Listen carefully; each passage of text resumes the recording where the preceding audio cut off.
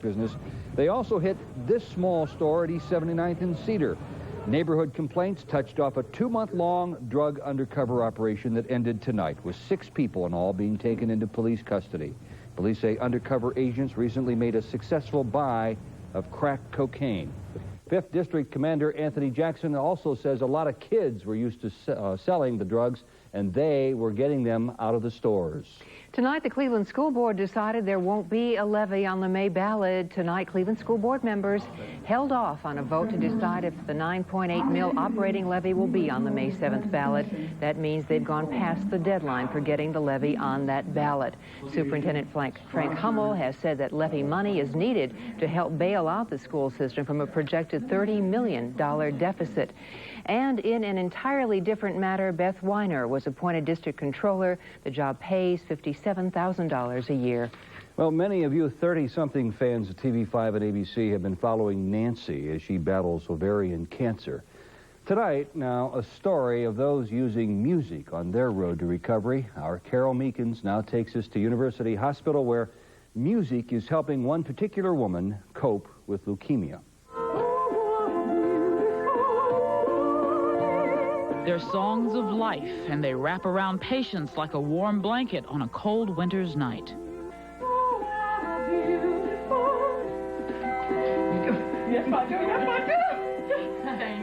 DeForia Lane uses music much like medicine, helping patients to heal. Patients like Joanne Griffin, who after a bone marrow transplant a month ago is determined to overcome cancer. It's hard. And you gotta be willing to fight it, because it's not easy. It's not easy at all. But I'm getting out of this one. This is my last trip. I have that already in my head. Counseling is 80% of what I do. And you're right, because we have such a difficult time in achieving cure in the majority of malignancies that we deal with, the role of the doctor-counselor becomes very important. Dr. Greenfield says part of being a good doctor is having a good heart. And all patients that come here to the University Ireland Cancer Center get counseling, not only for themselves, but for their families as well. And this music therapy is part of that counseling. Sounds that just might help the soul sing songs of survival.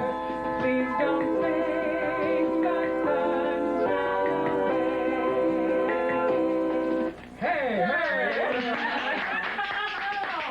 Carol Meekins, News Channel 5.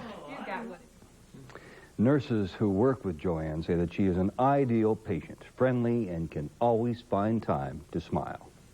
Well, melting snow, heavy rain, it certainly adds up to water everywhere, including Don Webster's outdoor location. Here's Don now with first weather, and what a wet, dreary day it was today, Don. Well, it certainly was. Kind of a wet, dreary night, too, Wilma. The rain, fortunately, has let up a little bit, but the winds have come around to the northwest now, and the temperature is falling down to 37 degrees. Some light snow is falling over in Toledo. 37 here now happens to be our low for the day. Our high today was 52. It was a lot more pleasant earlier this afternoon. Rain and drizzle in the forecast for tonight, down to about 35 degrees and maybe a little bit of wet snow before this night is over. But I have a pretty good forecast for the next couple of days, and we'll check that in a few minutes. All right, he's probably ankle high in water. That's an interesting image, isn't it? Yeah, think about it. Coming up next, we're going to be talking about sex. Just how much of a right of expression does the First Amendment give us? Well, when it comes to sex, crime, and videotape, that is really a hot question. Bill Shield begins a special series coming up next.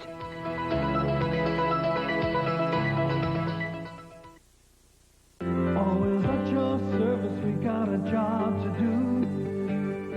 Making life better and brighter for you. Working with companies from all around, bringing new opportunities to your hometown.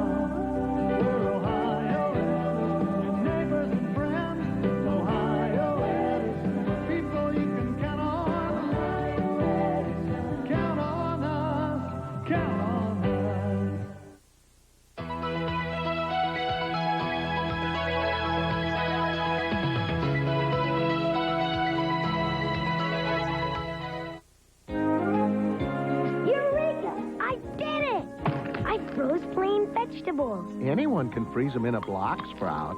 The Green Giant knows better. He freezes his plain Harvest Fresh vegetables in a vacuum-sealed pouch to preserve their natural flavor. That's why they taste so fresh.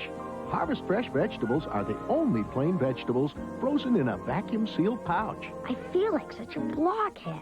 Ho, ho, ho. Green Giant.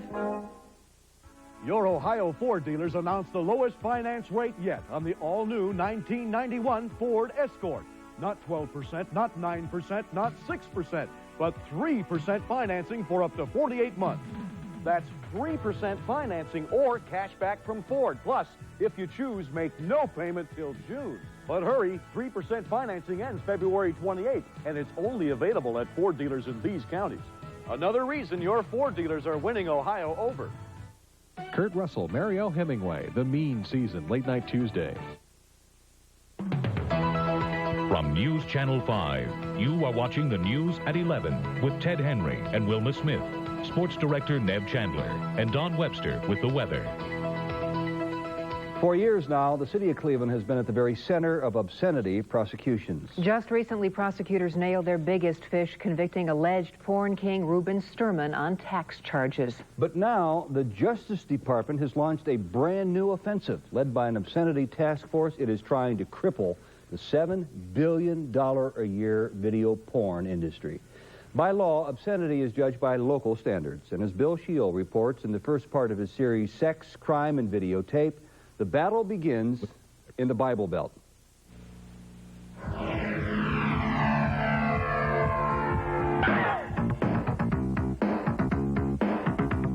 People have to explore their sexuality.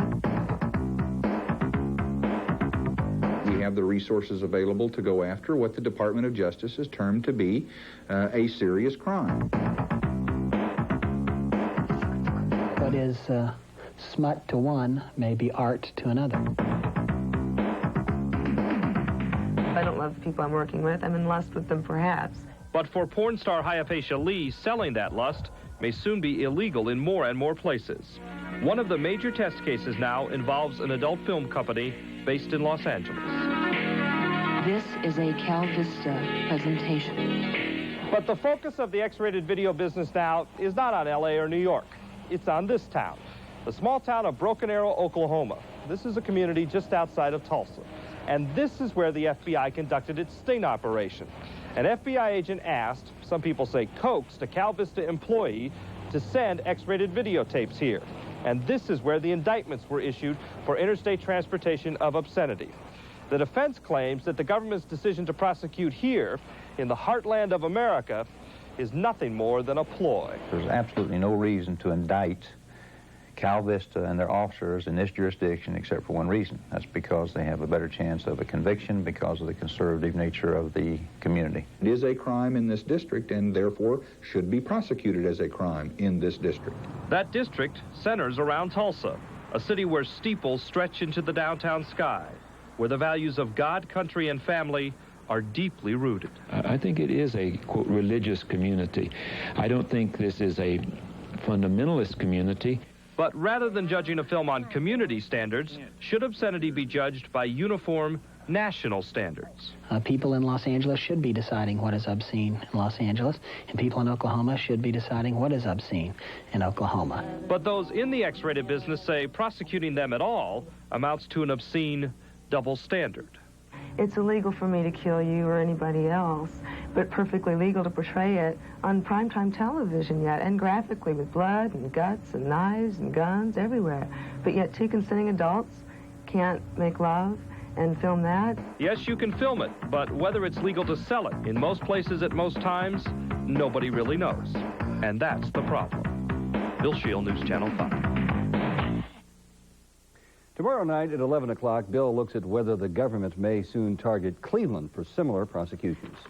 We have late word that police are investigating a double shooting tonight on the east side.